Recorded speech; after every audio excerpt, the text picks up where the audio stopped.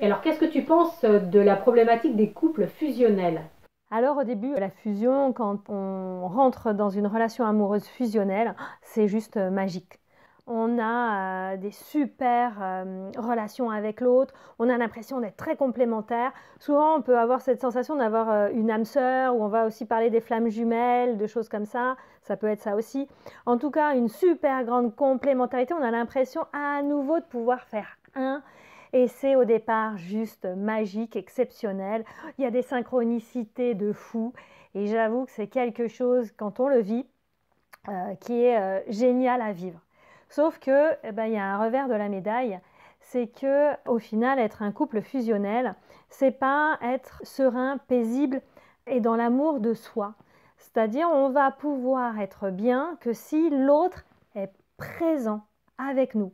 Et qu'est-ce qui se passe? Si l'autre commence à prendre de la distance, à être moins présent, à être moins disponible, à avoir moins d'attention, eh ben, on va commencer à se sentir mal intérieurement parce qu'on va avoir l'impression qu'il va y avoir des fusions. Et pour nous, c'est comme si on allait mourir un petit peu, quoi. Parce qu'on ne sait être bien que dans la fusion avec l'autre. On ne sait pas être en vérité bien seul. On ne sait pas être bien qu'avec soi-même. C'est comme si à chaque fois, bah, tout seul, bah, on n'est que la moitié de la moitié d'une pièce en fait. Et on va avoir besoin, comme deux aimants, d'aller chercher une polarité pour faire un. Dans un couple fusionnel, ce qui va être intéressant, c'est d'apprendre à défusionner pour pouvoir à ce que chacun apprenne à être bien seul, bien dans son unité personnelle. Que l'autre soit là ou pas là, au final, j'ai plus besoin de fusionner.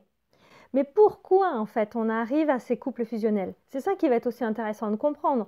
Quelle peut être l'origine de ce besoin de fusionner avec quelqu'un? La première, ça tout le monde en a entendu parler, c'est la fusion qui se passe dans le ventre de la maman. Quand vous êtes dans le ventre de votre maman, vous êtes en fusion complète et totale avec elle.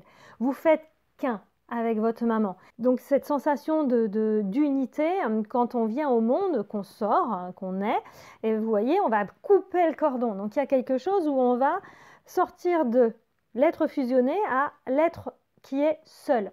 Et si à ce moment-là, on n'est pas correctement accompagné dans je sors de la fusion et j'apprends à être bien tout seul, ben on va être sans arrêt à la recherche à nouveau de refusionner, de retrouver cet état de grâce dans lequel on était en fusion. Et la grande majorité du temps, malheureusement, dans nos sociétés actuelles, on n'est pas forcément très très bien accompagné pour se sentir bien avec soi, seul avec soi-même. Donc ça, c'est une des premières causes. Il peut y avoir aussi un amour très encore fusionnel quand la maman ou le papa, souvent l'amour fusionnel, c'est souvent avec la maman. On peut avoir des mères très fusionnelles, c'est-à-dire des mères qui ne vivent qu'à travers l'amour de leur enfant. Et donc, ça va être des mères qui vont être très complices, très prévenantes, avec un amour qui va plutôt être étouffant. Et donc, l'amour, le seul amour qu'on connaît, c'est un amour fusion, c'est un amour où l'autre est tout le temps présent à vos côtés, il prévoit même vos besoins, il anticipe même vos besoins, etc. Donc si vous avez été accompagné par une mère ou un père très fusionnel, ben vous allez chercher à nouveau ça dans votre relation plus tard avec l'homme ou la femme que vous allez rencontrer. Et il y a une autre cause, une autre raison de cette fusion. Donc là, on va être un peu plus dans le spirituel, c'est-à-dire quand vous faites partie du grand univers, avant de venir dans le ventre de votre mère, vous êtes dans un espace qui est unifié. Vous faites partie du tout. Et quand vous avez la chance et l'opportunité de pouvoir vivre cette expérience, parce que ça se vit en déshypnose, on le vit de façon régulière, cette unité avec le grand univers, le grand tout, ben là, vous êtes dans quelque chose juste de... Voilà, c'est exceptionnel, c'est magique, vous êtes serein, paisible, etc. Et quand vous venez vivre l'expérience dans le ventre de votre mère, déjà là, il y a une première séparation avec le grand univers, mais elle se fait de façon douce puisque vous refusionnez avec la maman. D'accord? Mais il y a déjà cette première séparation avec le grand univers et vous commencez à apprendre à être séparé de ça. Et ensuite, la deuxième couche, comme je vous le disais tout à l'heure, c'est quand vous allez sortir de la fusion avec la maman, qu'on va couper le cordon, où là, vous êtes livré à vous-même tout seul. Donc là, vous êtes complètement défusionné. Et il est probable, donc il y a beaucoup de ce qu'on a pu voir en déshypnose, il y a beaucoup de gens qui restent en fait nostalgiques de la fusion avec la source, la fusion avec le grand tout.